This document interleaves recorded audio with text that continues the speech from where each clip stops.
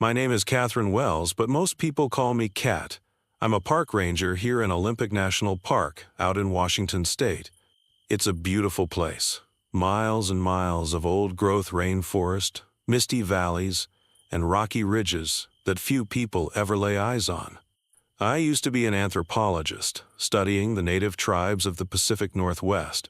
That's what originally brought me out here.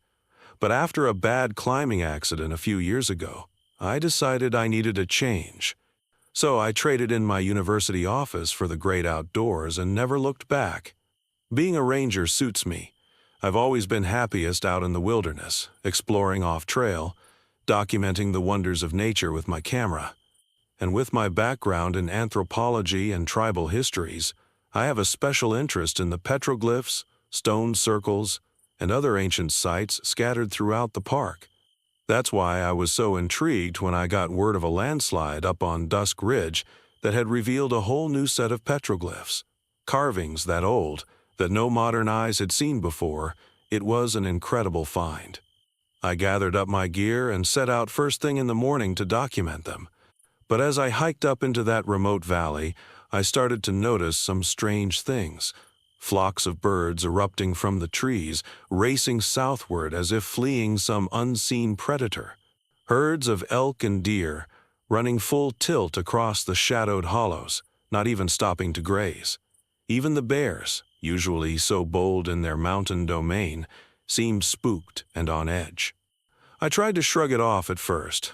Animals act weird sometimes, get spooked over nothing. It was probably just the aftermath of the landslide that had them riled up.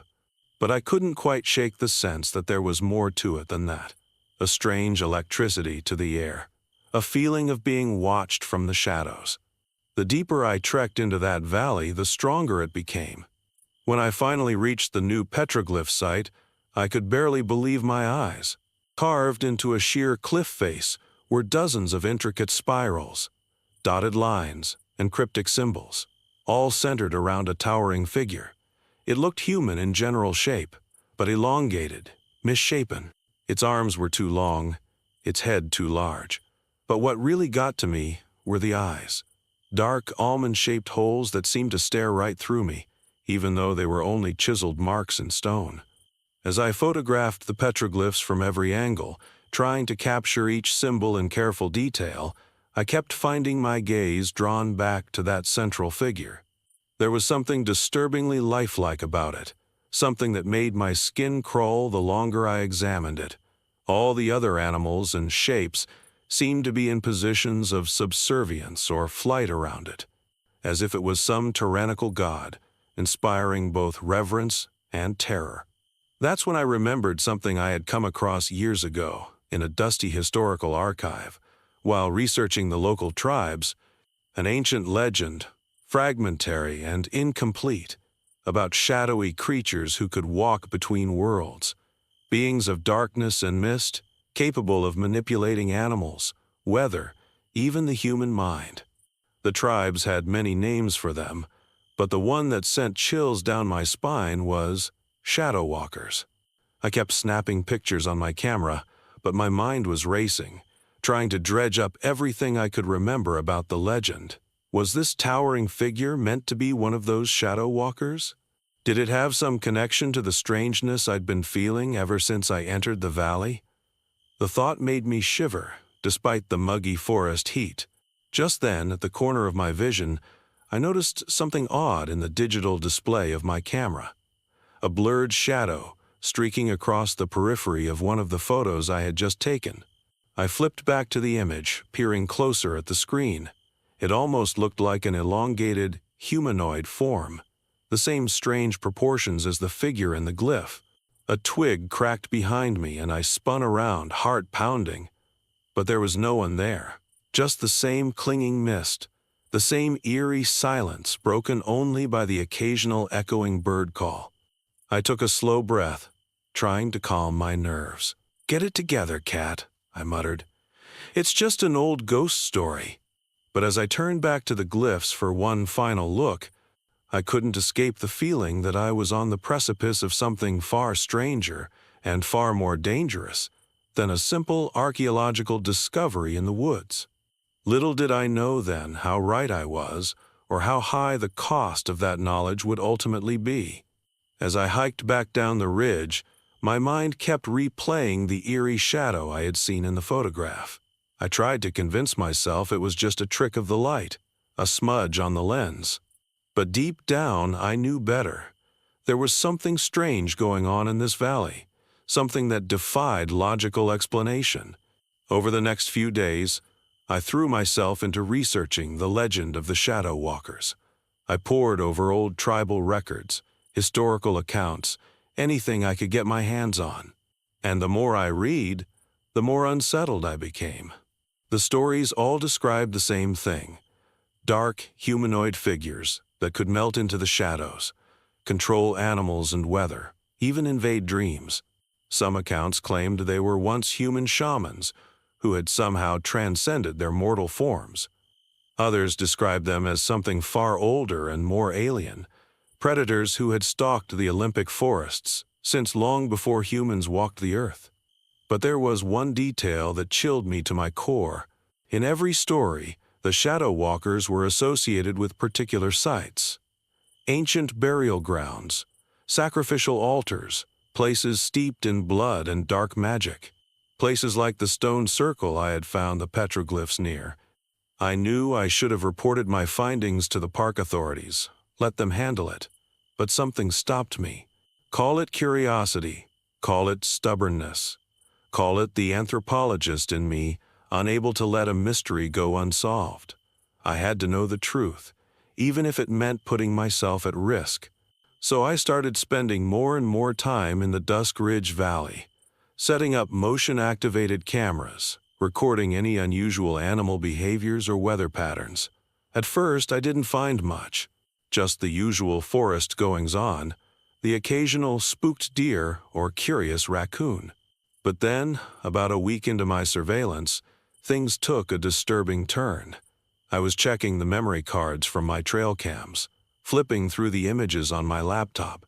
At first, it was just the usual mist-shrouded trees, fleeting shots of coyotes and bobcats. But then, in a photo taken near midnight at the base of the petroglyph cliff, I saw it. A hulking, humanoid shape, half hidden in the shadows of the trees.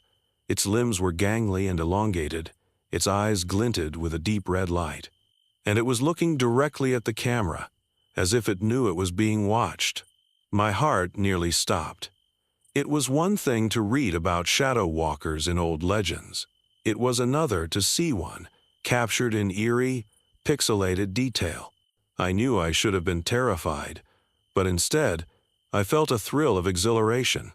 After all these years of research and speculation, I finally had proof that the stories were real. But my excitement quickly turned to dread as I continued flipping through the photos. In each successive image, the creature got closer and closer to the camera. Its eyes seemed to burn brighter. Its dark form grew more solid and defined. It was as if it was being drawn to the electronic device, or to whoever was behind it. In the final photo, the creature was mere inches from the lens, its misshapen face filling the frame. I could see every matted hair, every wrinkle of its leathery skin, and its expression, a mix of hunger, rage, and some dark, alien intelligence, sent icy tendrils of fear clawing up my spine. I don't know how long I sat there, staring at that final image, my finger trembling over the mouse button.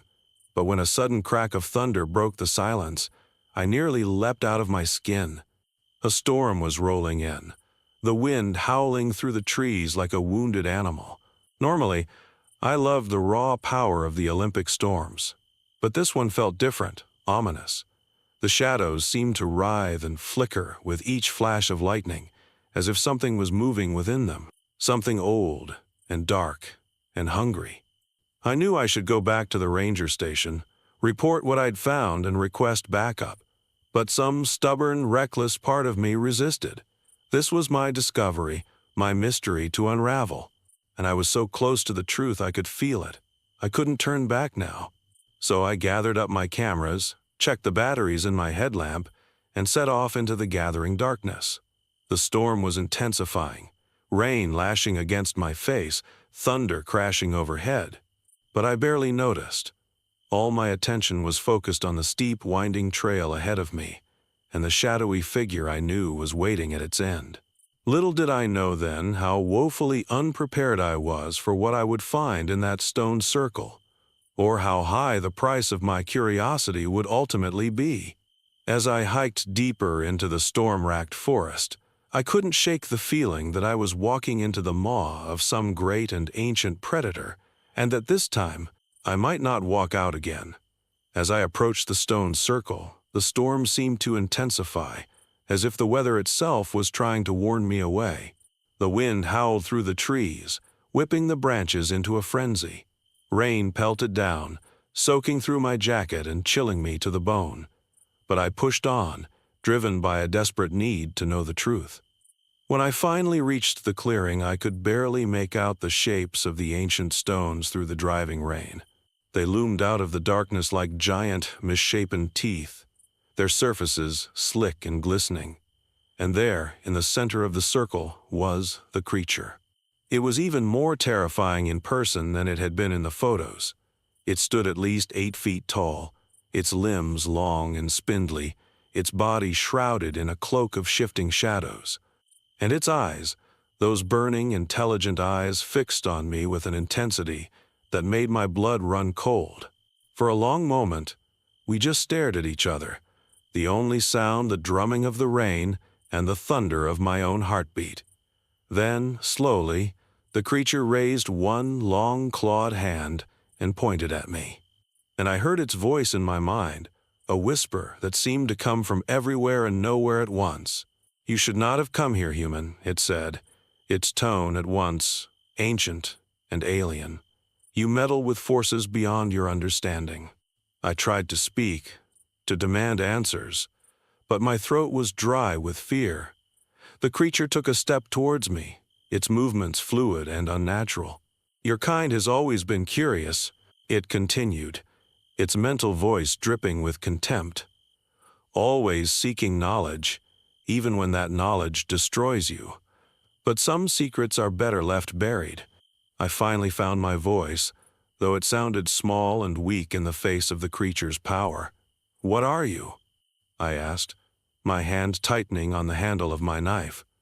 "What do you want?" The creature laughed, a sound like the cracking of ancient stone. "I am the guardian of this place," it said, "the keeper of the old ways, and what I want is for you to leave and never return." But I couldn't leave, not now, not when I was so close to the truth.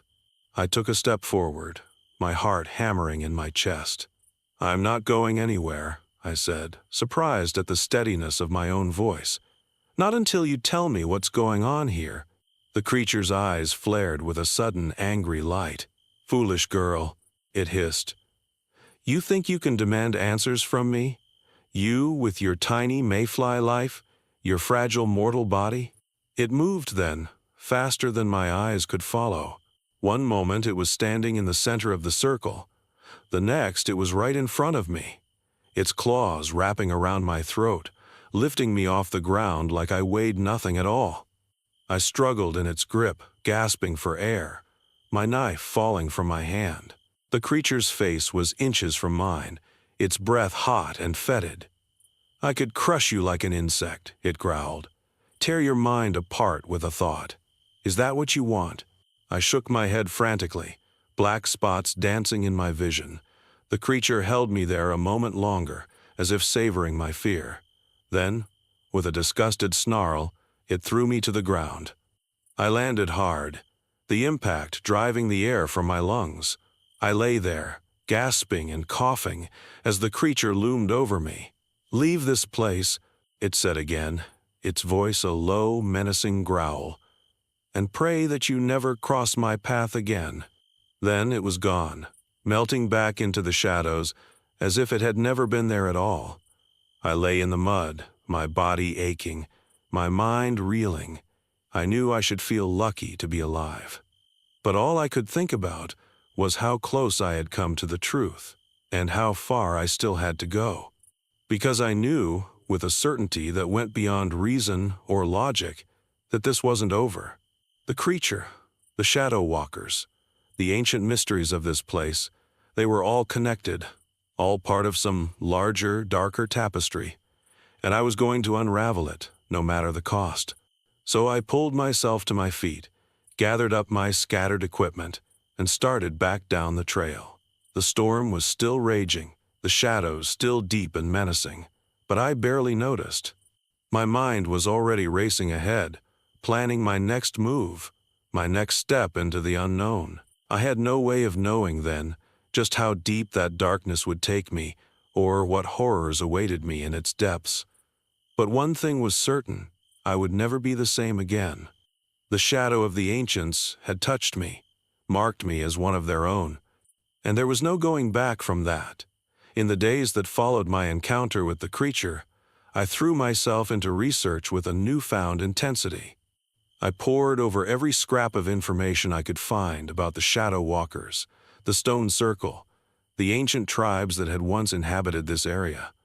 I barely ate, barely slept, driven by a desperate need to understand what I had seen. But the more I learned, the more disturbed I became. The stories I uncovered spoke of dark rituals, human sacrifices, pacts made with beings from beyond the veil of death. They told of shamans who could enter the spirit world, of monsters that could steal souls and possess the living, and at the center of it all was the stone circle, a place of power and dread. I knew I should have told someone what I had found, what I had experienced. But who would believe me? I was just a lone ranger, a woman with a history of mental instability. They would think I was crazy, or worse, a threat to public safety. No, I had to handle this on my own. So I started making preparations. I gathered supplies, salt, iron, herbs, said to ward off evil spirits. I learned ancient prayers and incantations, memorized protective sigils and symbols, and all the while I watched the shadows, waiting for any sign of the creature's return. It came on a moonless night, when the darkness was so thick it felt like a physical presence. I was in my cabin, poring over an old map of the area, when I heard a scratching at the door. At first I thought it was just an animal, a raccoon or a possum seeking shelter from the cold. But then I heard the whispering, a sibilant hiss that seemed to come from everywhere at once. "Let me in, little human," the voice said, and I knew it was the creature, the shadow walker. "Let me in, and I will show you wonders beyond your wildest dreams." I gripped the iron poker I had taken to keeping by my side, my heart pounding in my chest. I knew I should ignore it, should cower in the safety of my warded walls. But some dark, twisted part of me was drawn to the creature's voice, to the promise of secrets revealed. Before I knew what I was doing, I was at the door, my hand on the knob. I hesitated for a moment, my mind screaming at me to stop, to turn back. But it was too late. I turned the knob, and the door swung open. The creature was there, waiting for me. It was even more horrifying up close. Its body a mass of writhing shadows, its eyes burning with an otherworldly light. It reached out a clawed hand, and I felt a sudden, irresistible pull, as if my very soul was being drawn out of my body. I tried to fight it, tried to summon the words of banishment I had learned, but my tongue was leaden, my mind fuzzy and slow. I could only watch in helpless terror as the creature drew me closer, its jaws opening to reveal a maw filled with needle-sharp teeth. But just as I thought all was lost, just as I felt the creature's icy breath on my face, something strange happened. The shadows around us began to flicker and dance, as if stirred by an unseen wind. The creature hesitated, its grip on me loosening. And then I saw them, other figures emerging from the darkness, their forms indistinct but unmistakably human. They surrounded the creature, their voices rising in an ancient chant, their hands weaving patterns in the air. The creature let out a howl of rage and pain, its body convulsing as if struck by invisible blows. It released me, and I fell to the ground, gasping for breath. I watched in amazement as the shadowy figures pressed their attack, driving the creature back with a barrage of light and sound. Finally, with a last agonized scream, the creature vanished, dissipating into wisps of shadow that quickly faded away. The figures turned to me, their faces still obscured but their intent clear. They had come to help me, to protect me from the Shadow Walker's grasp. I tried to thank them, to ask who they were, but before I could speak, they too began to fade, their forms growing transparent and insubstantial. Within moments, they were gone, leaving me alone in the darkness. I sat there for a long time, trying to make sense of what had happened. Had the figures been ghosts, spirits of the long-dead shamans who had once fought the Shadow Walkers? Or were they something else entirely, beings from another realm drawn by my plight? I didn't know. But one thing was clear, I couldn't do this alone. I needed help, needed someone with knowledge and power to guide me through this labyrinth of shadows and secrets. And I thought I knew just where to find it. The next day, I set out for the tribal reservation on the edge of the park. I had a feeling that the answers I sought could be found there, among the descendants of the ancient peoples who had first fought the Shadow Walkers. It was a long shot, but it was the only lead I had. As I drove down the winding forest road, I couldn't shake the feeling that I was being watched, that hidden eyes were tracking my every move. But I pushed my fear aside, focused on the task at hand. I had started this journey, and I was determined to see it through, no matter where it took me. Little did I know then just how strange and terrifying the path ahead would be, or what sacrifices I would be called upon to make. But in that moment, all I knew was that I had to keep moving forward, had to unravel the mystery of the Shadow Walkers before their darkness consumed me entirely. And so I pressed on, into the unknown, and into the heart of an ancient, primal fear. As I pulled up to the reservation, I was struck by a sense of unease. The place seemed strangely quiet, as if a hush had fallen over the usual bustle of daily life. I parked my car and made my way to the tribal elder's office, my heart pounding in my chest. The elder was an old man, his face lined with age and wisdom. He greeted me with a solemn nod, as if he had been expecting my arrival. "You have come about the Shadow Walkers," he said, his voice gravelly and deep. I nodded, taken aback by his directness. "I have," I said. "I encountered one in the stone circle. It tried to take me." The elder closed his eyes, a look of pain crossing his face. "The Shadow Walkers have been our curse for generations," he said. "They are drawn to places of power, places where the veil between worlds is thin. The stone circle is one such place." "But what are they?" I asked, leaning forward in my seat. "Where do they come from?" The elder sighed, as if the weight of centuries rested on his shoulders. "They are the spirits of the corrupted," he said. "Shamans and medicine men who abused their power, who made pacts with dark forces for their own gain. In death, they are trapped between worlds, neither fully spirit nor fully flesh." I shuddered, remembering the creature's icy touch, the hunger in its eyes. "How do we stop them?" I asked. The elder fixed me with a piercing gaze. "There is only one way," he said. "The Shadow Walkers must be confronted in their own realm, the spirit world. Only there can they be defeated, their power broken." I felt a chill run down my spine. "The spirit world?" I asked. "How do I get there?" The elder stood, moving to a shelf lined with ancient books and artifacts. He took down a small carved wooden box, holding it out to me. "This will guide you," he said. "But be warned, the spirit world is a dangerous place, filled with traps and illusions. You must be strong of mind and heart to survive." I took the box with trembling hands, feeling the weight of its contents.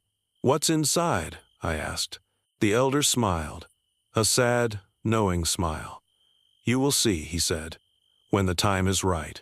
I left the reservation feeling more confused than ever, the elder's cryptic words echoing in my mind.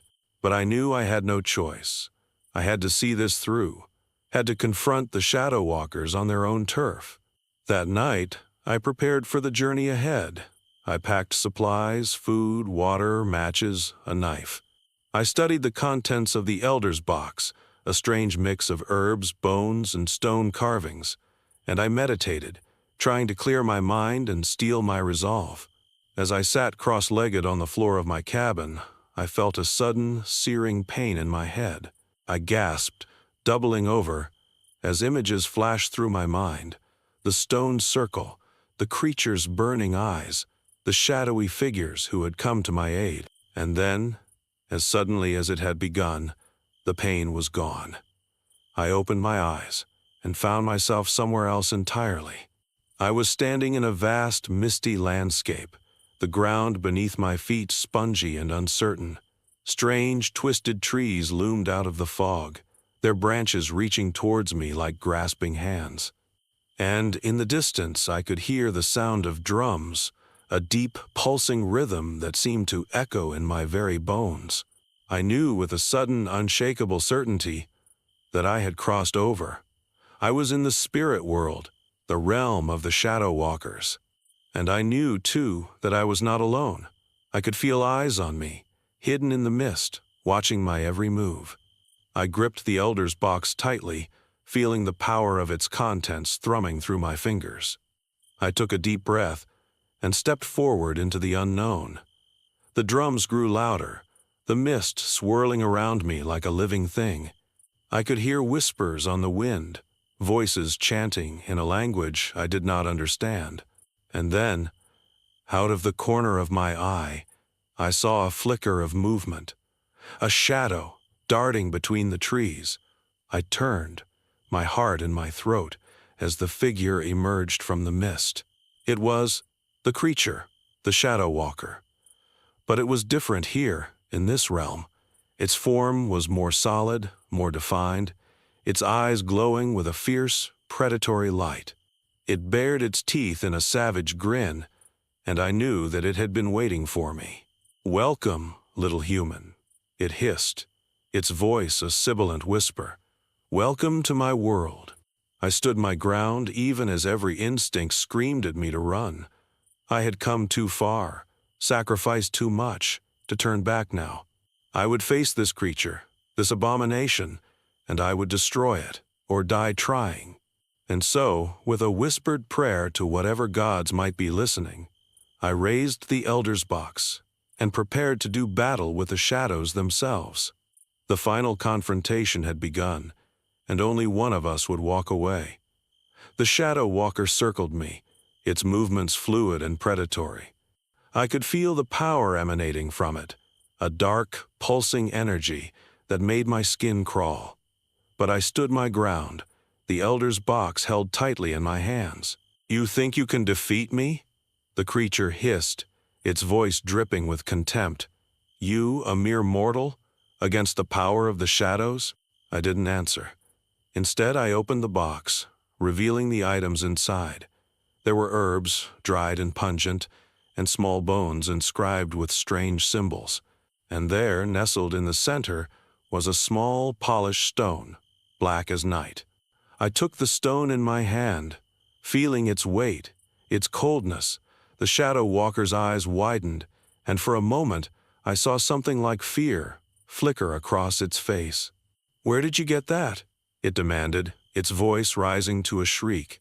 I smiled, a grim, triumphant smile. "From someone who knows your kind," I said. "Someone who knows how to stop you." The shadow walker lunged at me, its claws outstretched, but I was ready. I held the stone aloft and spoke the words the Elder had taught me, ancient words of power and binding. The creature screamed as the words took hold, its form flickering and wavering. I pressed my advantage, chanting louder, the stone growing warm in my hand. And then, with a final, agonized howl, the shadow walker dissipated, its essence drawn into the stone like smoke into a chimney. I felt a rush of energy, a tingling sensation that spread from my hand to my whole body. I looked around, half expecting to see the spirit world fading away, to find myself back in the real world. But nothing changed. The mist still swirled, the trees still loomed, the drums still beat in the distance. And then I heard a voice, a familiar voice, coming from behind me. "Well done, Ranger Wells. You've passed the test." I turned, and there was the elder, standing in the mist like a ghost.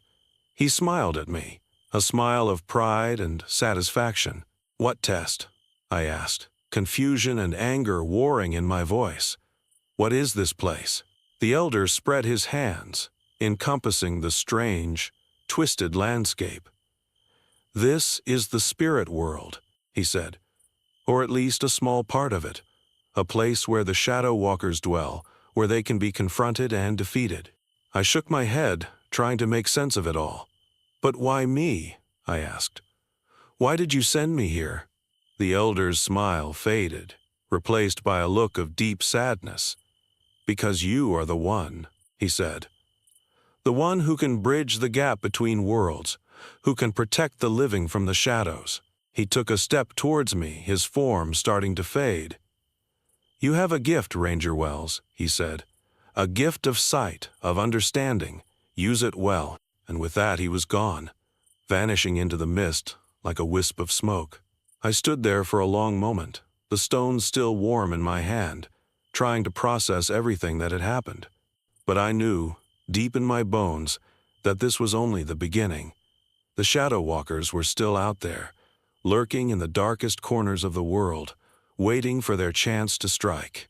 And it was up to me to stop them, to use my gift to protect the innocent from their grasp. I took a deep breath and closed my eyes.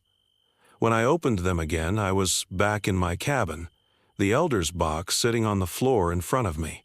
But I knew that it was more than just a box now. It was a symbol, a reminder of the responsibility I now carried. I stood up, feeling a new sense of purpose, of determination.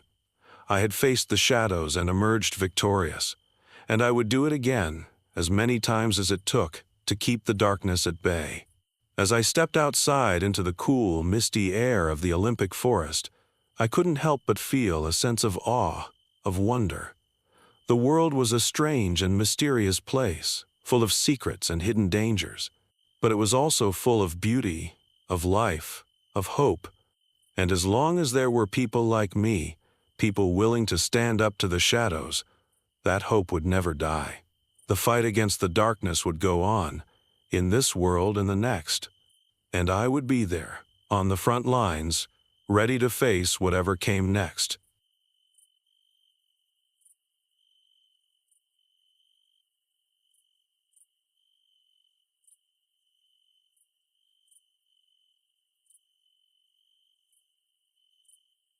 My name is James Wheeler, and I've seen things out here in Thunder Basin that I still can't explain.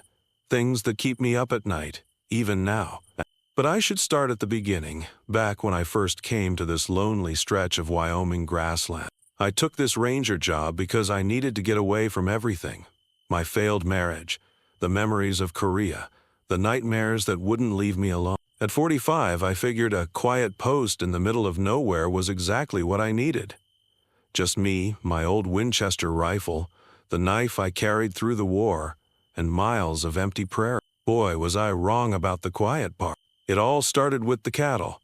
Ranchers around here lose a cow now and then to wolves or mountain lions. That's just part of life out here. But these were different. I got my first call on a cold autumn morning from Bill Matthews, one of the older ranchers. His voice was shaking when he called over the radio. "Wheeler, you need to come see this. Never seen anything like it in 40 years of ranch." I drove out to his place, bumping along the dirt roads in my Ranger truck.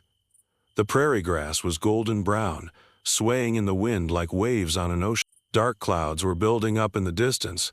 We get nasty electrical storms out here, the kind that make your hair stand on end. When I got to Bill's place, I knew something was wrong. His dogs were hiding in their kennels, whining. They're usually bouncing around, barking at visitors. Bill met me at the gate, looking like he hadn't slept. "It's over there," he said, pointing to a hollow behind his barn. "Found it this." The cow was lying on its side. At first glance, it looked like any other dead cow. But when I got closer, I noticed things that made my skin crawl. The cuts were too clean, too precise, like surgery. There was barely any blood, even though big chunks of flesh were missing. And there were these strange burn marks, like someone had taken a giant branding iron to the hide. But the weirdest thing? My compass was spinning in circles, and my radio was picking up static it shouldn't have been getting way out. The air felt wrong too, kind of electric, like just before a big storm hit. I'd seen plenty of mountain lion kills, wolf attacks, even bears. This wasn't any of those. As I stood there, studying those precise cuts and burns, the wind picked up, whistling through the prairie grass. A crack of thunder made me jump, even though I'm not usually the jumpy type. "What do you think did this?" Bill asked. I shook my head. "I don't know, Bill, but I'm going to find out." I didn't know it then, but that dead cow was just the beginning. Things were about to get a whole lot stranger in Thunder Basin, and my quiet post was about to turn into something straight out of my worst nightmare. The local native elders had warned me when I first took the job. "The old spirits are still here," they'd said. "Some things in Thunder Basin should be left alone." I should have listened. Maybe then I would still have hearing in my left ear, and maybe I wouldn't wake up in a cold sweat every time there's a thunderstorm. But I'm getting ahead of myself. First, I need to tell you about the voices on my radio, and the lights that danced across the burial mounds at night. About how I learned that sometimes the most dangerous predators are the ones you can't explain. The next few days were quiet, but something felt off. You know that feeling when you're being watched? It was like that, all the time. I kept checking over my shoulder as I patrolled the grasslands in my truck. More reports started coming in. 3 more cows found dead, all with those same clean cuts and weird burn marks.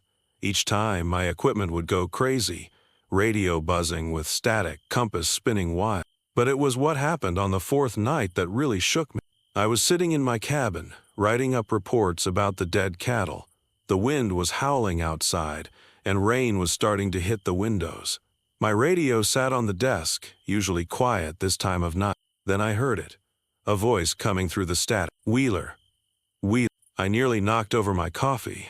It was Tommy Chen's voice, my buddy from Korea who didn't make it back. But that was impossible. I switched the radio off, my hands shaking. When I turned it back on, there was just static. The next morning, I drove out to the old burial mounds. The native elders had told me these hills were sacred, filled with the spirits of their ancestors. As I walked around, my pocket compass started spinning again. The air felt heavy, like just before a lightning struck. That's when I found the deer. It was laid out just like the cattle. Precise cuts, burn marks, no blood. But there was something new this time. Around the body, the grass was flattened in a perfect circle, like something had landed there. I took pictures, but when I developed them later, they came out strange. There were these weird lights in them, lights I hadn't seen when I was there. And in one photo, I swear I could see something standing in the background, tall and thin. But when I looked closer, the shape seemed to change. The ranchers were getting scared. They started talking about selling their farms, moving away. I couldn't blame them. Every night, there were reports of strange lights dancing over the prairie. Some said they looked like ball lightning, but ball lightning doesn't move the way these lights did. They seemed to follow people, like they were curious, or hunting. I went to see Sarah Blackhawk, one of the tribal elders. Her family had lived here for generations. When I showed her the photos, her face went pale. "The old story," she said, her voice barely a whisper. "They speak of a spirit that walks between shapes. It feeds on the energy of living things. My grandmother called it the electric skinwalker." I wanted to laugh it off. I was a former Marine, for crying out loud. I dealt in facts, in things I could see and touch. But after what I'd seen, after hearing Tommy's voice on that radio, I wasn't so sure anymore. That night, as I drove back to my cabin, the biggest storm I'd ever seen was building up over Thunder Basin. The whole sky was alive with lightning, but there was no thunder, just an eerie silence. My radio crackled to life again, this time with voices I didn't recognize, speaking words I couldn't understand. I gripped my steering wheel tighter and pressed down on the gas. Something told me I needed to get back to my cabin fast. in my rearview mirror, I saw a ball of light appear over the burial mound. It hung there for a moment, then started moving straight toward me. The real horror was about to begin, and I wasn't ready for it. Not one bit.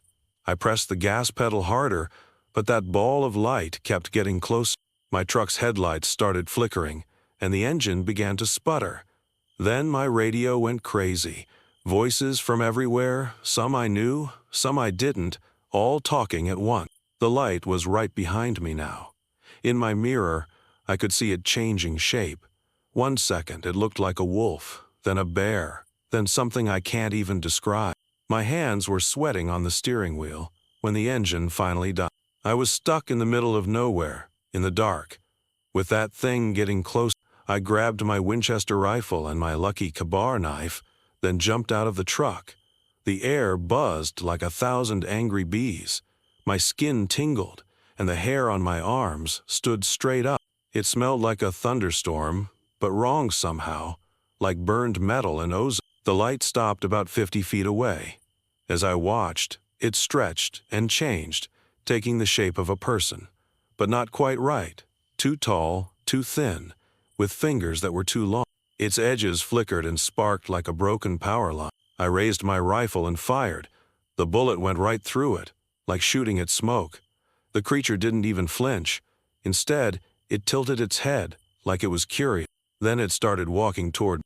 I backed away, trying to remember what Sarah had told me about the old spirits. The thing kept changing as it moved, human to wolf to bear to something else, sparks flying off it with each change. Every step it took made my compass spin faster, and my radio scream loud. That's when I noticed something. Every time it got near anything metal, the shells from my rifle, my knife, the truck, little sparks would jump between them, like lightning jumping between clouds. I had an idea, but I didn't have time to try it. The creature suddenly lunged forward, moving faster than anything I'd ever seen. I dove to the side, feeling heat pass over me where it had been. The grass where I'd been standing was smoking. I ran. I'm not ashamed to admit it. I ran as fast as I could toward the only place I could think of, the old ranger station about a quarter-mile away. It had a lightning rod on top. If this thing really was made of electricity, but I never made it there. The creature appeared in front of me in a flash of light.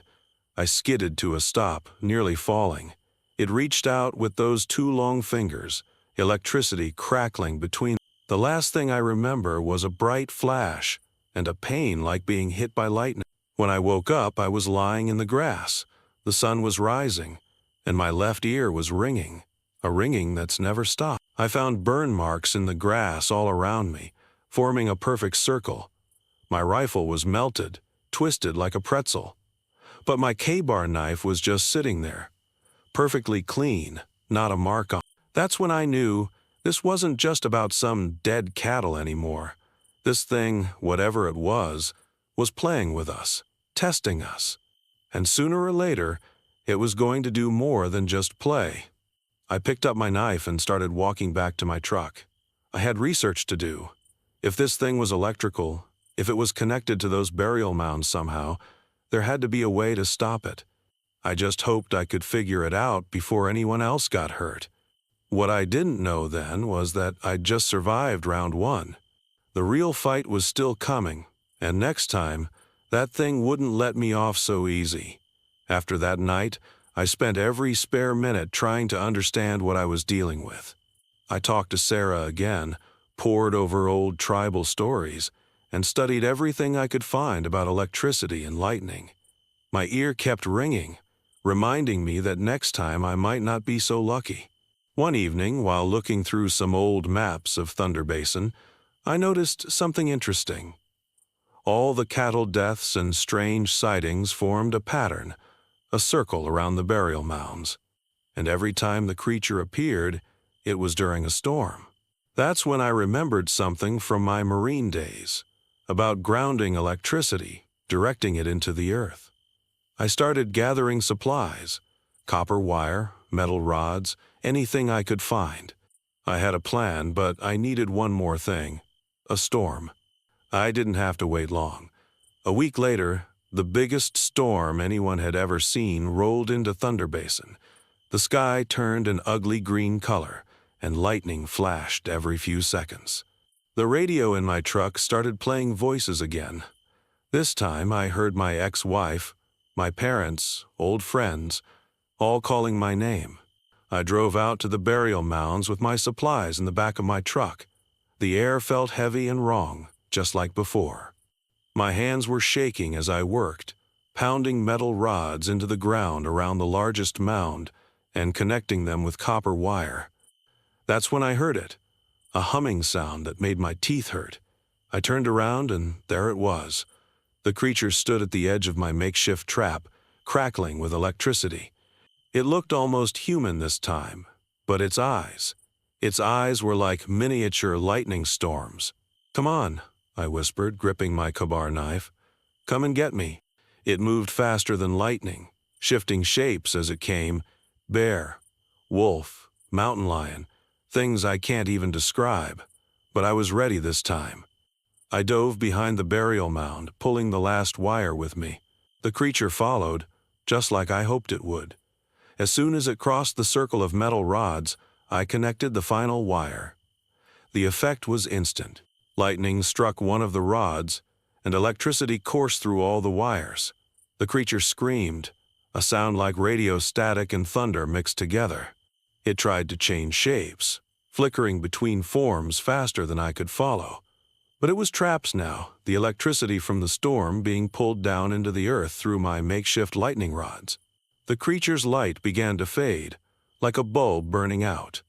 But it wasn't going down without a fight. In its final moments, it lashed out with everything it had. Lightning exploded from it in all directions. One bolt hit so close to my head that my left ear went from ringing to completely deaf.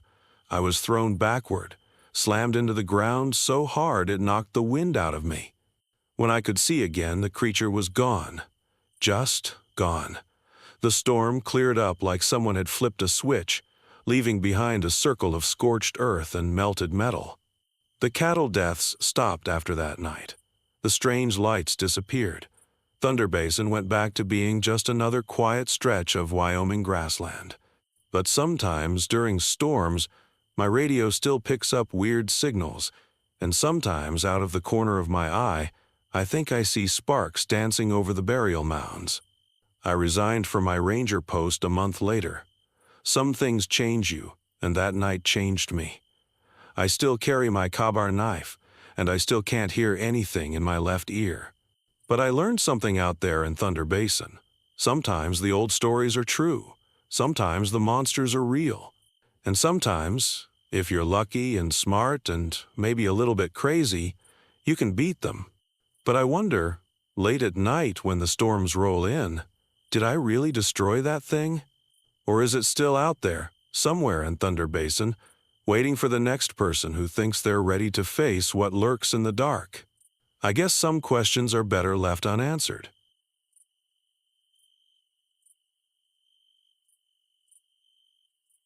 My name is Margaret O'Connor, but everyone calls me Meg. I've spent the last 15 years as a park ranger at Shawnee National Forest in Illinois, and I thought I'd seen everything these woods could throw at me. But what happened in those caves last summer? Well, it still keeps me up at night. I guess I should start by telling you about myself. I'm 38 years old, and before becoming a ranger, I was part of an emergency cave rescue team. You know those people they call when someone gets stuck deep underground? That was me. I know every trick there is to navigate dark, tight spaces and get people out alive, or at least I thought I did. 5 years ago, my younger brother Tommy went missing in a cave system up in Kentucky. I was part of the team that went in to find him. We searched for 3 days straight, but we never found him. Just his helmet, cracked and covered in something none of us could identify. That's when I quit cave rescue and took the ranger job. I promised myself I'd never go back underground. But life has a funny way of breaking promises. It started with a normal morning at the ranger station. I was doing paperwork, boring stuff about trail maintenance, when my radio crackled to life. 3 spelunkers had gone missing in one of our limestone cave systems. They'd gone in yesterday morning to explore a new section that opened up after the recent earthquakes. Nobody had heard from them since. I felt my hands start to shake as I listened to the report. The same feeling I had when we found Tommy's helmet came rushing back, but this time was different. This time I had the skills to help, and I couldn't let my fear stop me from saving lives. I grabbed my old rescue gear from the back of my closet, climbing ropes, harnesses, first aid kit, and my special cave mapping tools. Everything was dusty but still good. As I packed, I kept telling myself this would be a simple rescue. Maybe their batteries died, or someone sprained an ankle. Easy stuff. But deep down, I knew better, because just last week, I'd been looking through some old files about that cave system. There were Native American pictographs near the entrance, raw, desperate drawings that showed strange creatures living in a hollow earth. The locals called them demons, but I didn't believe in demons. I was about to learn how wrong I was. The rescue team met me at the cave entrance, 4 other rangers and a local cave expert. Good people, experienced people. As we checked our gear and went over the map, nobody mentioned how the entrance seemed bigger than it was last week, or how the cold air flowing out smelled wrong somehow, like old meat and wet stone. I clicked on my helmet light and took the first step into the darkness. Behind me, 5 other lights bobbed like fireflies as my team followed. The limestone walls sparkled with moisture, and our footsteps echoed in ways that made the cave feel endless. None of us knew it then, but we weren't just starting a rescue mission. We were walking into a nightmare that would change us forever, and somewhere in the darkness ahead, something was waiting for us. Something that had been waiting for a very long time. The first hour in the cave was pretty normal. We followed the main tunnel down, marking our path with neon-colored tape so we could find our way back. The missing spelunkers should have done the same thing, but we didn't see any of their markers. That was the first sign something was wrong. "Look at this," Carlos, our cave expert, called out. His flashlight beam landed on the wall, showing those Native American drawings I'd read about. The red paint was still bright after all these years. The pictures showed tall, skinny figures with bendy arms and legs, like someone had drawn people made of rubber. They were coming up from a deep crack in the ground, chasing tiny stick figures that I guessed were supposed to be humans. "Just old stories," I said, but my voice shook a little. The pictures gave me the creeps. We went deeper, into parts of the cave that had opened up after the earthquakes. The walls here were rough and sharp, like broken glass. Our lights showed passages going off in all directions. It was like being in a giant anthill, but darker and colder. That's when we found the first sign of the missing spelunkers, a water bottle with a fresh scratch across it. But something was weird. The scratch marks didn't look like they came from sharp rocks. They were too even, too deliberate, like something with claws had been testing the plastic. "Probably raccoons," Sarah, one of my rangers, said. But we all knew raccoons didn't come this deep in caves. We took a break to check our equipment and have some water. That's when I noticed my backup flashlight was missing from my belt. I always keep it in the same spot, double-checked before we entered. Always. I asked if anyone had seen it fall, but they hadn't. "Weird things happen in caves," Carlos said with a shrug. "Things go missing all the time." But then Sarah couldn't find her compass, and Mike was sure he'd packed extra batteries, but his pack was empty when he checked. The cave felt different now. The darkness seemed thicker somehow, like it was watching us. Our lights didn't seem to reach as far as they should, and the air had that wrong smell again, stronger this time. We found more gear as we went deeper, a broken camera, a torn backpack, a single boot. But no blood, no signs of a fall or an accident. It was like the missing spelunkers had just melted away, leaving their things scattered like breadcrumbs. Then we found the first body. I've seen dead people before in my rescue work. Usually they look peaceful, like they're sleeping. This was different. The body was dry, like all the water had been sucked out, leaving just skin and bones.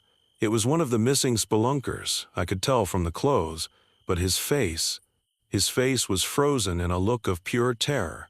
That's when we heard it, a sound that shouldn't exist in a cave, like somebody dropping wet meat on a stone floor, followed by a clicking noise that reminded me of dolphins, but wrong somehow. The sound bounced off the walls, making it impossible to tell where it was coming from. And then my helmet light flickered and went out. In the darkness, I heard Sarah whisper, "My arms.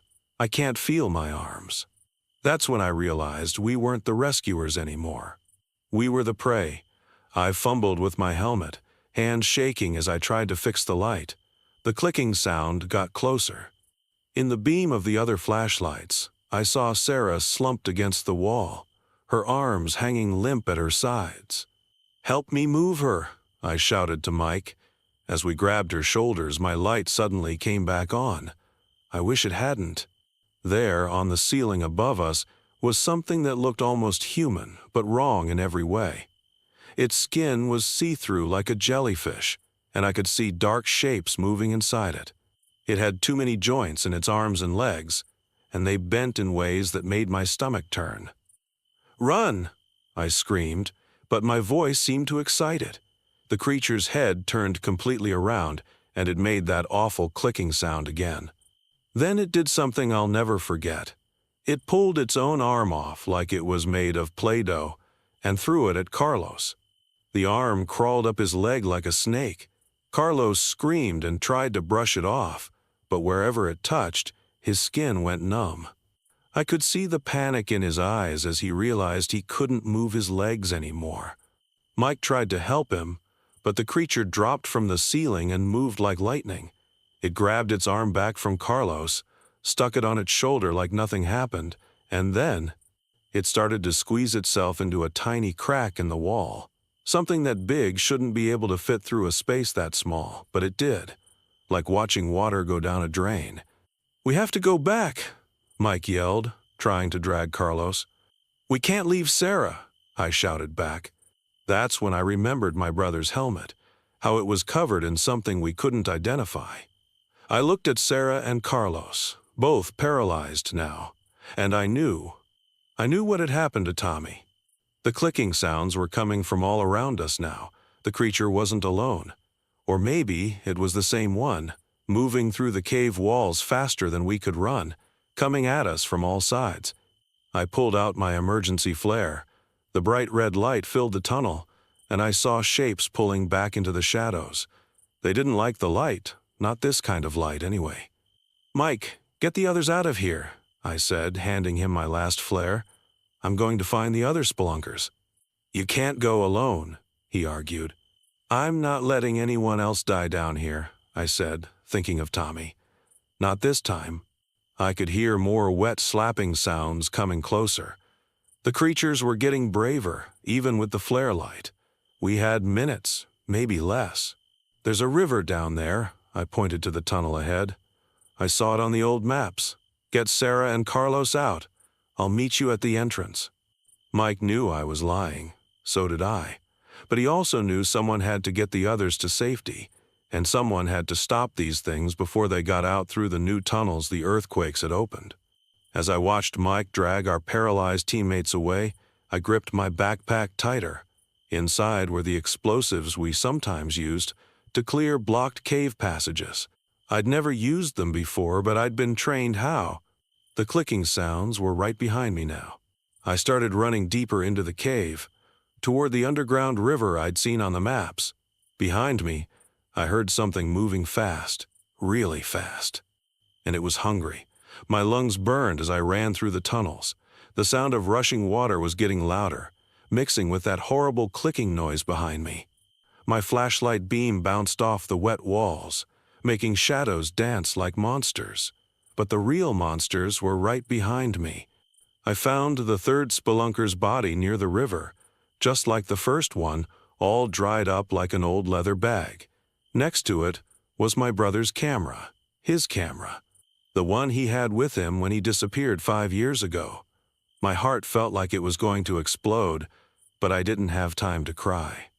The underground river was bigger than I expected. The black water moved fast, disappearing into a dark hole in the cave wall. Perfect.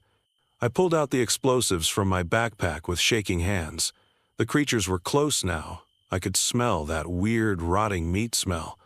As I set up the charges near the river's edge, I saw something pale and see-through ooze out of a crack in the wall. Then another came from the ceiling, and another from behind a rock. They moved like spiders, but wrong, their arms and legs twisting in impossible ways. In my flashlight beam, I could see right through their skin. Their insides looked like swirling smoke. One of them made that clicking sound again, and I felt my left leg go numb. Their venom had hit me. I fell hard on the rocky ground, scraping my hands. "You killed my brother," I said through gritted teeth. "You killed all those people." The creatures didn't care. They just kept coming closer, reaching for me with their bendy arms. One of them pulled off its hand and flicked it at me like a rubber band.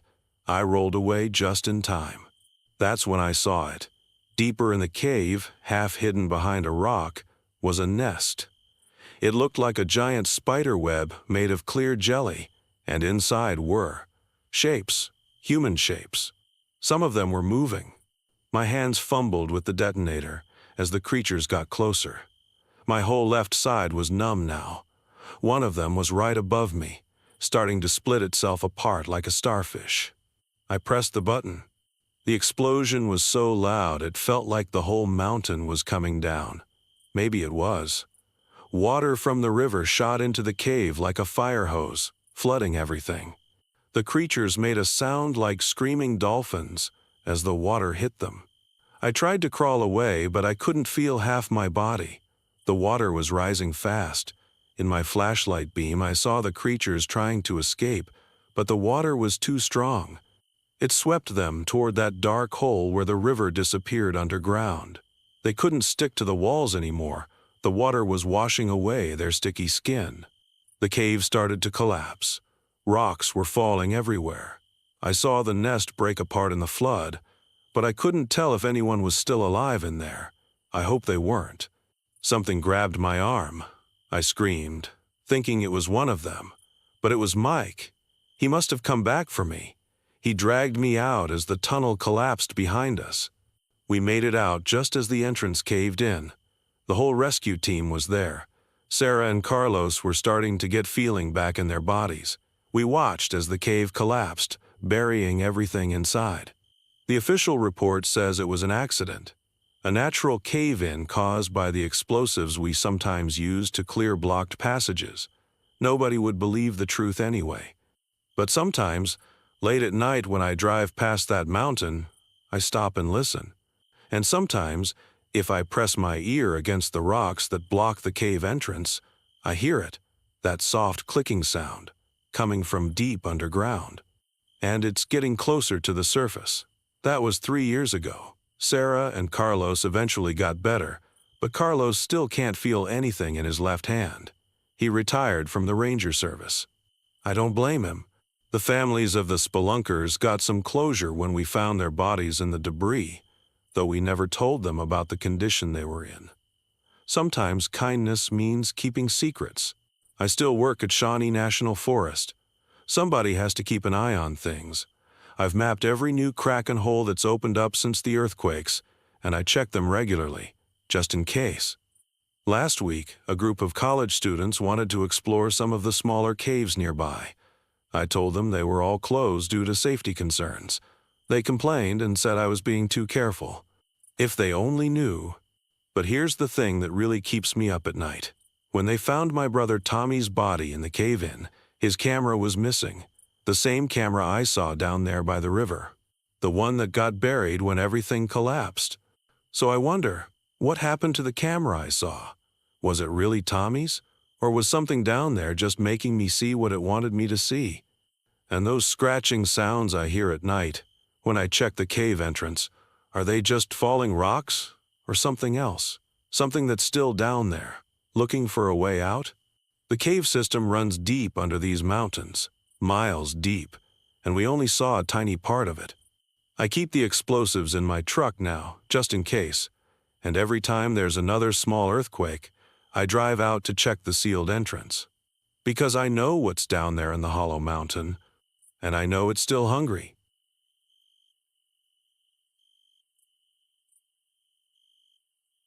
My name is Thomas Blackwood, and I've spent my whole life among the pine trees of New Jersey.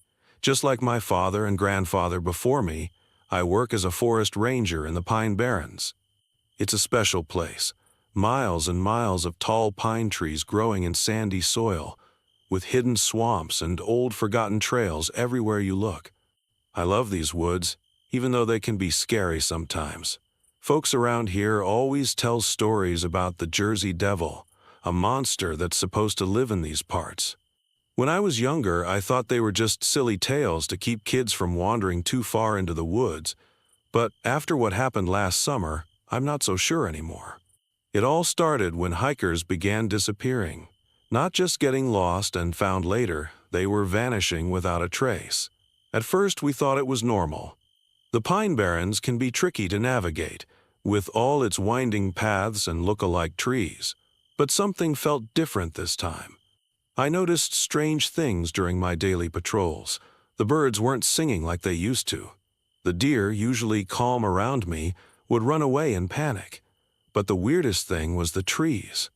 Some of them had this odd, fuzzy growth on their bark, like mold, but darker and somehow alive-looking.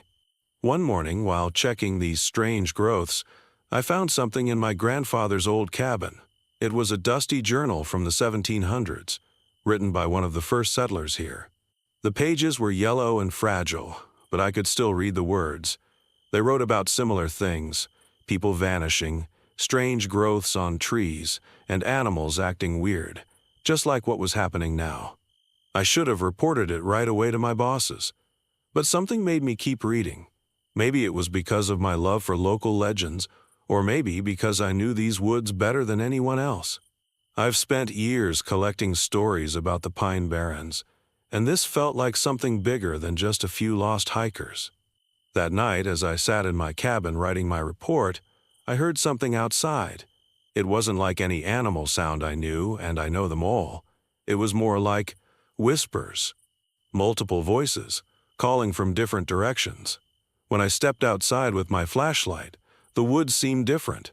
The trees looked taller, closer together. And in the beam of my light, I saw something that made my blood run cold. Footprints in the sand. But they weren't human or animal. They were something else entirely. I gripped my grandfather's old silver-handled axe tighter. It's always brought me comfort. Been with our family for 3 generations. But for the first time in my life, I wasn't sure if it would be enough to protect me from what was out there in the dark. Little did I know, this was just the beginning. The Pine Barrens had been hiding a secret for hundreds of years, and now, for some reason, it was ready to show itself. And I, Thomas Blackwood, was about to face something that would change everything I thought I knew about these woods and about the legends I'd spent my life studying. The next morning, I started looking into the missing hikers' cases more carefully. 5 people had vanished in the last month, way more than usual.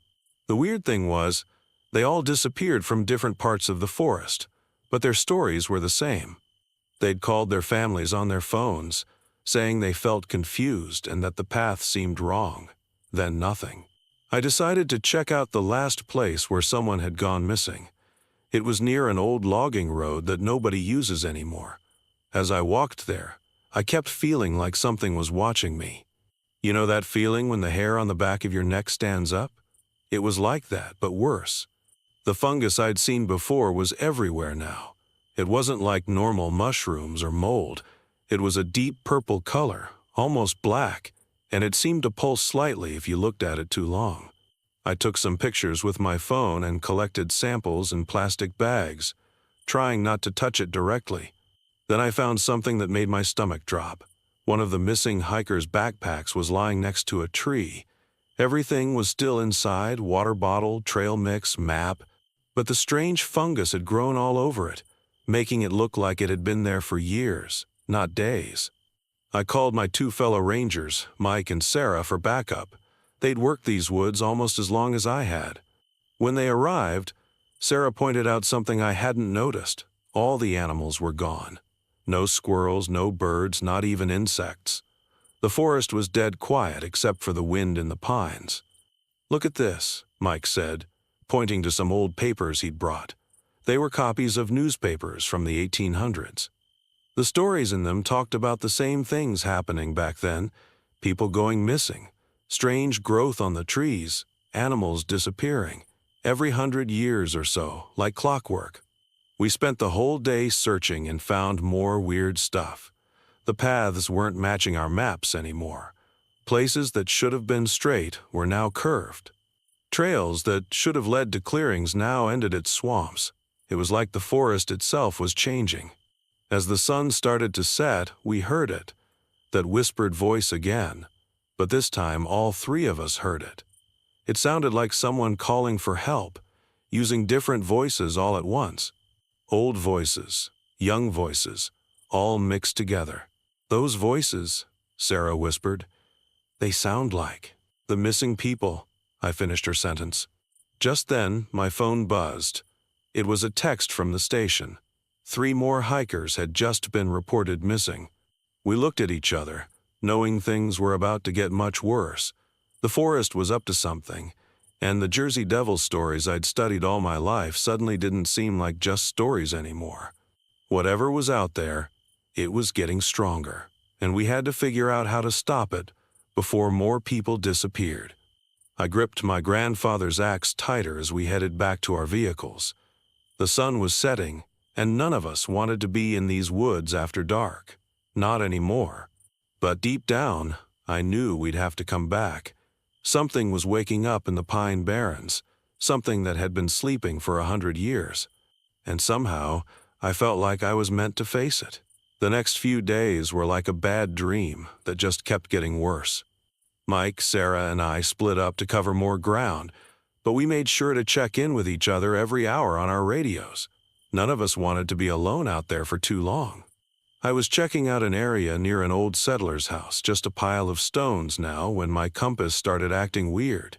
The needle kept spinning around and around, like it couldn't find north. My phone's GPS wasn't working either, but I knew these woods like the back of my hand, so I kept going. That's when I noticed the trees. I'd stopped to mark my path with bright orange tape, but when I looked back, the tape would be on different trees than where I'd put it. At first, I thought I was just confused, but then I saw it happen. I watched a pine tree move, not like it was swaying in the wind, but like it was turning around, slowly and silently. I radioed Mike and Sarah right away. "Guys, the trees, they're moving." "Thank God you said it first," Sarah replied, her voice shaking. "I thought I was going crazy. There's something else too. I found, you need to see this." We met up at Sarah's location. She'd found an old graveyard, but not one that was on any of our maps. The gravestones were weathered smooth, but they all had the same date, 1887. That was exactly 100 years before now. There must have been 30 graves, all in a perfect circle. The purple fungus was everywhere here, thicker than we'd seen before. As we stood there, a weird mist started rising from it. Not like normal fog, but something that seemed to sparkle and move in ways that fog shouldn't. "Don't breathe it in," Mike warned. But it was too late. The mist was all around us, and with it came the voices again. But this time they weren't just whispers. They were screaming. Through the mist I saw shapes moving between the trees. They looked like the Jersey Devil from the old stories, like a horse with bat wings and a long neck. But there were many of them, not just one. They seemed to split apart and come back together, like they were made of shadows. "Run!" I yelled. But when we tried, the trees moved closer together, blocking our path. The mist got thicker, and I started seeing things that couldn't be real. Faces in the tree bark, hands reaching out from the ground, the graves opening up like hungry mouths. Sarah screamed. She was looking at something behind me. But when I turned around, there was nothing there. The fungus mist was making us see different things, playing tricks with our minds. I pulled out my grandfather's axe, and something strange happened. When I held it up, the silver handle caught the light. and the mist seemed to pull back a little, like it was afraid of it. "The silver," I shouted. "It doesn't like silver." We huddled together, my axe held out in front of us. The voices got louder, angry now, but they couldn't get too close. As the sun started to set, the mist finally cleared enough for us to find our way out. Back at the ranger station, we were shaken but alive. While checking the old records, I found something that made my blood run cold. A list of names from 1887. All people who had disappeared in the Pine Barrens. One of them was my great-grandfather's brother. Looking out the window at the darkening forest, I knew we were running out of time. The Jersey Devil wasn't just a single monster. It was something bigger, something that had been growing under these trees for hundreds of years. And somehow, my family had fought it before. We had to stop it. But first, we needed to understand what we were really up against, before it got strong enough to take over the entire forest. That night, none of us could sleep. The radio kept crackling with static, and through it we could hear those voices calling out. They weren't even pretending to sound like lost hikers anymore. They were angry, almost like they were chanting. Around midnight, we saw it through the station windows. A storm was coming, but not a normal one. The clouds glowed purple, the same color as that strange fungus. As the wind picked up, it carried spores from the fungus into the air, making it look like evil purple snow was falling from the sky. "We need to stop this now," Sarah said, loading up her backpack with emergency supplies, "before it gets any stronger." Mike checked his phone one last time. No signal. We're on our own. I grabbed my grandfather's axe and led the way outside. The moment we stepped out, the wind hit us like a wall. The purple spores were everywhere, swirling around us like a blizzard. Through the storm, we could see the trees moving, their branches reaching down like hands trying to grab us. That's when we saw it, the real Jersey Devil. Not like the ones we'd seen before, which now I realized were just copies. This one was huge, as tall as 3 people standing on each other's shoulders. Its wings were made of what looked like old, rotting tree bark, and its eyes glowed with the same purple light as the fungus. But the worst part? It wasn't alone. Smaller versions of itself, like purple shadows, kept splitting off from its body and then coming back together. Sometimes it was one monster, sometimes it was 10, all moving around us in a circle. "The silver!" I shouted over the wind, holding up my axe. "We need to stick together!"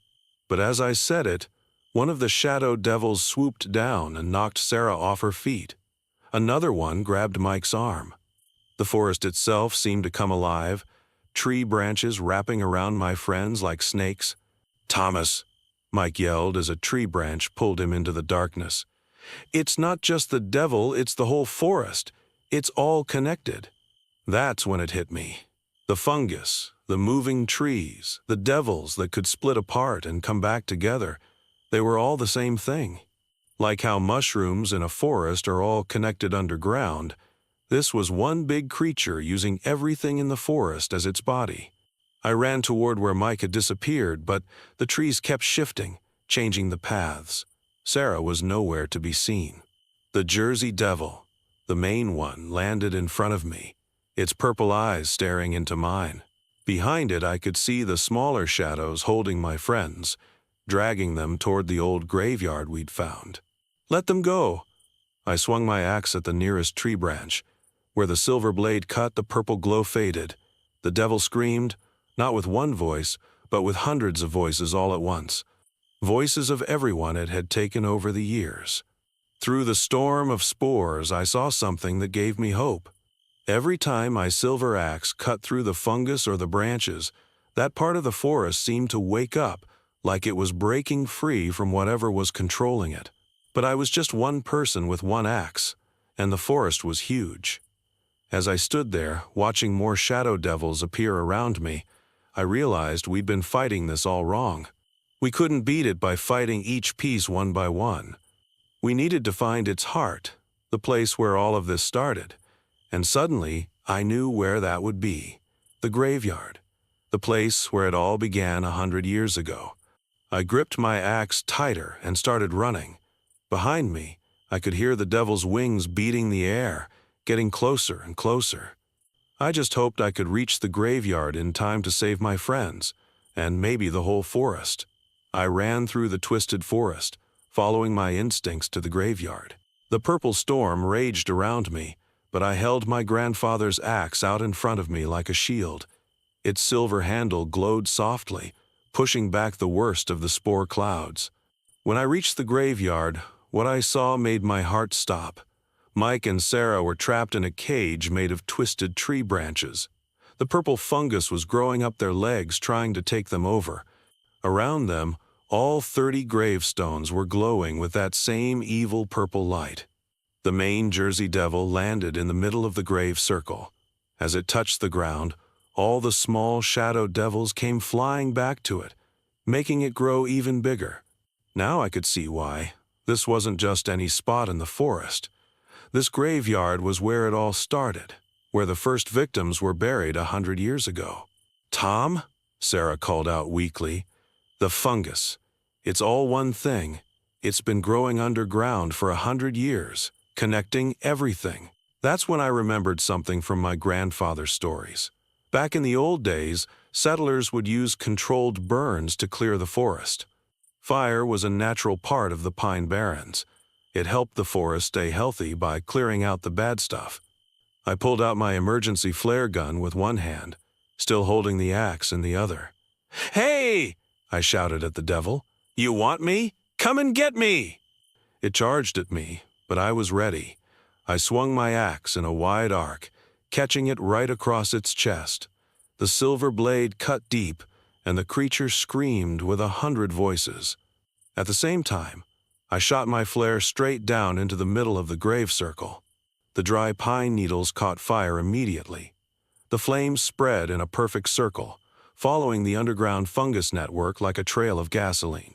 The Jersey Devil tried to fly away, but the fire was spreading too fast, burning up the fungus that gave it power.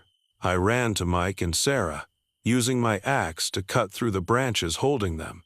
As the silver touched the wood, the purple glow faded away, and the fungus crumbled to dust. "Run!" I yelled, helping them to their feet. We stumbled away from the graveyard as the fire grew bigger. Behind us, the Jersey Devil was shrinking, its shadow copies burning away one by one. The controlled burn did exactly what it was supposed to do. It burned away all the sick parts of the forest, but left the healthy trees standing. As the fire spread, we could see the purple glow fading everywhere it touched. The forest was healing itself. We made it back to the ranger station just as the rain started. Real rain this time, not purple spores. It helped keep the fire under control, burning only what needed to be burned. The next morning we went back to check the damage. The graveyard was just ashes now, and the fungus was gone. Most of the forest was fine. Pine trees are tough, and they're used to fire. But in the ashes of the graveyard, we found something strange. A single, ancient-looking silver coin. The same kind my grandfather's axe handle was made from. We never saw the Jersey Devil again, at least not the big one. Sometimes, on really dark nights, people still see smaller shadows flying between the trees. And every spring, a few patches of purple fungus try to grow back. But now we know how to stop it. Every year we do controlled burns in the right spots, keeping the forest healthy and the devil weak. The Pine Barrens are safer now, but they're still mysterious. I still work as a ranger here, but these days I keep my grandfather's axe a lot closer. The forest has its secrets, and some of them are better left sleeping. But if they ever wake up again, we'll be ready. Sarah and Mike recovered completely, though they say they can still hear the whispers sometimes in their dreams. Me? I still love these woods, maybe even more now, because I finally understand what my grandfather meant when he said, "The forest takes care of its own." Sometimes that means protecting it from itself. As for the missing hikers, we never found them. But sometimes, on quiet nights, when the wind blows just right through the pines, I think I can hear them. Not crying out in pain anymore, but at peace, like the forest is finally letting them rest.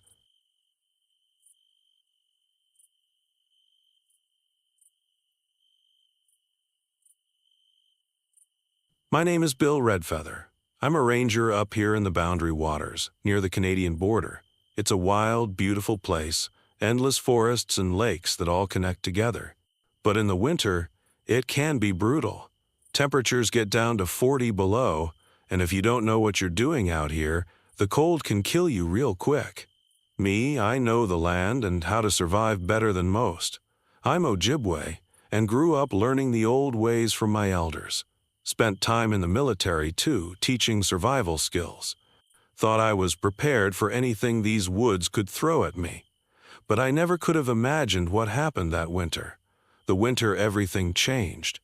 It started with some strange reports coming in, even though it was the middle of summer.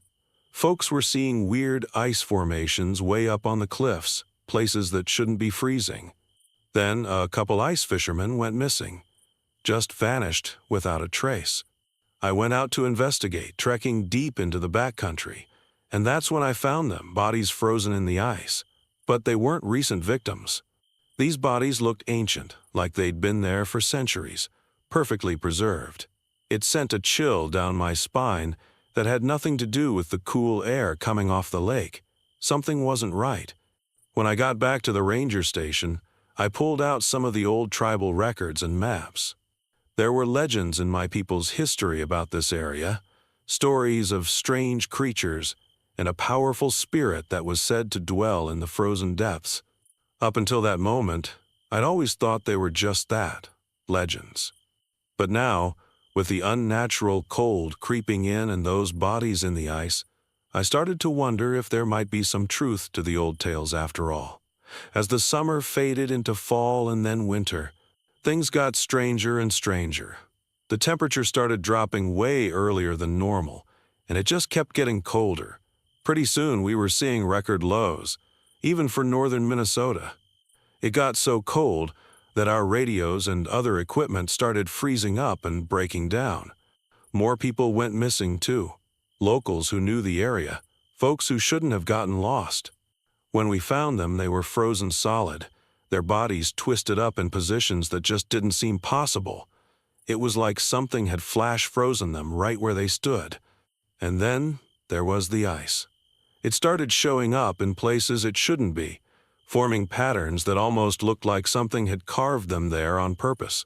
I'd never seen anything like it in all my years up here. I knew I needed help figuring this out, so I went to talk to some of the tribal elders. They took one look at my pictures of the ice and the frozen bodies, and their faces turned grim. They told me an ancient evil was waking up, something that had been trapped in the ice for a long, long time. And now it was hungry. The elders called it the ice wraith, a creature that could control the cold, that fed on heat and life. They said it would keep getting stronger, keep taking more victims, unless someone stopped it. I'll admit, part of me didn't want to believe it. I'm a rational guy, a ranger, not some superstitious fool. But I'd seen too much to deny that something evil was out there in the cold. And I knew it was up to me to stop it. So I gathered up my gear, warm clothes, survival rations, ice axes, the works. But I also packed some other things, sacred items from my tribe that had been passed down through generations. Medicine pouches, herbs, a special drum. I had a feeling I was going to need more than just my ranger training to get through this. As I headed out into the snow, following the trail of frozen bodies and unnatural ice, I could feel the temperature dropping with every step. And I knew somewhere out there, the ice wraith was waiting for me. Waiting to finish the battle that had started centuries ago, when the first of my people came to these lands. I was as ready as I could be. At least, that's what I kept telling myself as I plunged deeper into the icy darkness. I hiked through the snow-covered forest for hours, my breath freezing in the air, my eyes scanning the shadows between the trees. I was looking for signs, anything that might lead me to the ice wraith, but it was like the creature was toying with me, always one step ahead. As night fell, the temperature plummeted even further. I set up camp in a small clearing, building a fire to keep warm. But the flames seemed weak and ineffective against the unnatural cold that pressed in from all sides. Suddenly, I heard a sound that made my blood run cold. It was a crackling, hissing noise, like ice forming and breaking all at once. I grabbed my flamethrower and spun around, searching for the source. That's when I saw it. Rising up from the frozen surface of the nearby lake, a figure made entirely of ice. It was vaguely human-shaped, but its features were distorted, elongated, and its eyes, they glowed with a pale, deadly blue light. The ice wraith had found me. It moved towards me, gliding across the snow with eerie grace. I aimed my flamethrower and pulled the trigger, sending a jet of fire towards the creature. But the flames just dissolved into a flurry of snow and ice particles, as if they'd never been. The ice wraith kept coming, the air around it so cold that it actually started freezing my gear solid. I could feel the heat being drained from my body with every step it took. I knew I only had one chance. Dropping my useless weapons, I reached into my pack and pulled out the medicine pouch and the sacred drum.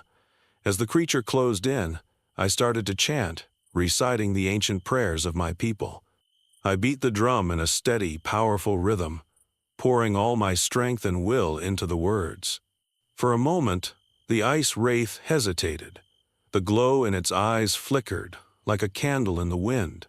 But then it surged forward again, its icy claws reaching for me. I felt the cold pierce my skin, starting to freeze me from the inside out. But I didn't stop. I kept chanting, kept drumming.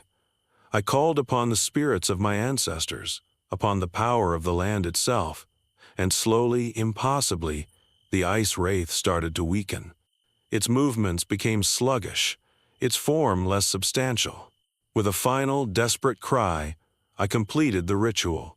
The ice wraith let out an unearthly shriek, and then shattered into a million glittering shards. The sudden release of energy knocked me backwards into the snow.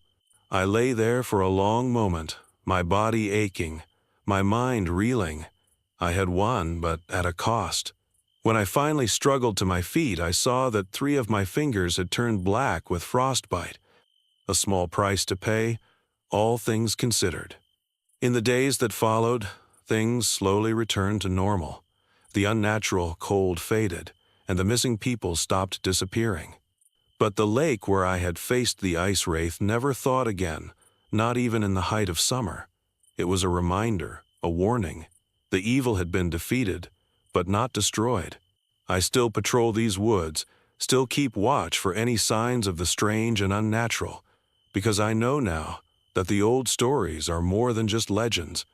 There are things out there in the cold and the dark, things that hunger for the warmth of life. And it's my job to make sure they stay in the shadows where they belong. Life went on after that fateful winter, but it was never quite the same. The frozen lake became a spot that locals avoided, a place of eerie stillness and unnatural cold. Whispered rumors spread about the ranger who had faced down an ancient evil there, sacrificing part of himself to save the community. For me, the battle left scars both physical and mental. The frostbitten fingers were a constant reminder of how close I had come to a frozen death, and the memories of that otherworldly creature, the ice wraith, haunted my dreams for a long time after. But I also gained something from the experience, a deeper understanding of the power and responsibility that comes with being a guardian of these lands. The wilderness has many faces, and not all of them are friendly. Sometimes, the line between the natural and the supernatural blurs in ways that can be hard to comprehend. I still patrol the boundary waters, still watch over the forests and lakes that have been my home for so long. When hikers or campers tell stories around the fire at night, sometimes they mention the ranger who faced down a monster made of living ice. I just smile and nod, neither confirming nor denying the tales. Some legends are best left unspoken. Some secrets best left buried in the deep snows of winter. But if the cold winds start to blow a little harder, if the ice starts creeping in where it shouldn't be, I'll be ready, because I know now that the old stories are not just stories. The magic and the danger are real. And out there in the frozen wilderness, there's a cursed lake that never thaws, not even under the summer sun. A lake where an ancient evil slumbers uneasily beneath the ice, dreaming of the day it will rise again to feed upon the warmth and life of the unsuspecting. When that day comes, and I know it will, someday I'll be there, waiting and watching, just as I always have, ready to stand once more between my people and the hungry cold that seeks to devour us all. It's my duty, my calling. The frost caller is still out there, but so am I, and I'll keep these woods safe no matter the cost. That's a promise from one who knows the chill of winter's darkest heart